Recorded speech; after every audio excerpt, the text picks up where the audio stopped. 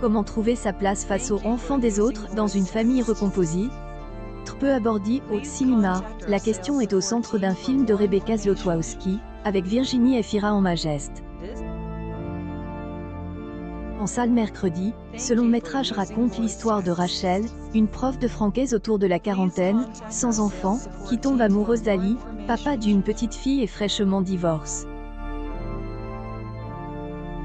Originalité du film, il se concentre sur la belle-mère de cette famille recomposée.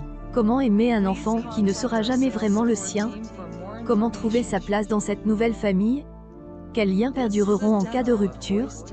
Quand on divorce dans la vie, on peut voir Kramer contre Kramer, Cated, racontait Rebecca Zlotowski à la Mostra de Venise début septembre, en faire.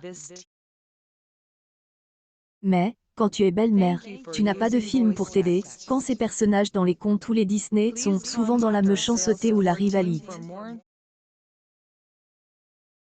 L'origine du film, c'est ce manque de représentation d'une expérience triviale, banale et familière, poursuit-elle, un personnage qui touche énormément de monde, d'une belle-mère ou d'un beau-père qui ont aime un enfant et le voit sortir à un moment de l'équation.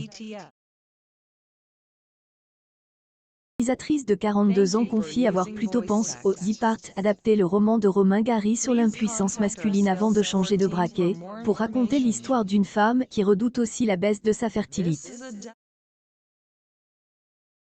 Pas un hasard. Le rapport à la maternité contrarie, la fin de la fertilité, c'est une forme d'impuissance. Au moment où l'on parle tant de la puissance des femmes, il faut regarder aussi leur impuissance, souligne la réalisatrice. Sujet Gonzès.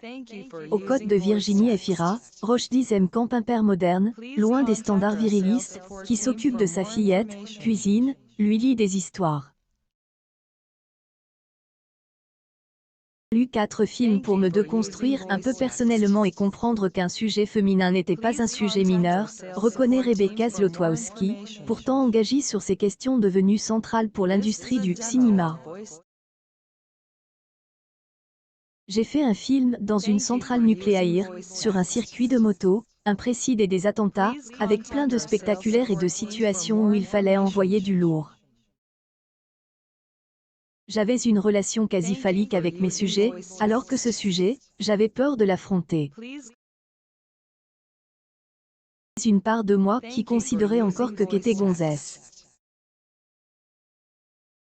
Mais aussi une ode à Virginie Efira, dont la carrière dans le cinéma d'auteur s'accélère et qui est également à l'affiche de Revoir Paris, sur les attentats de novembre 2015.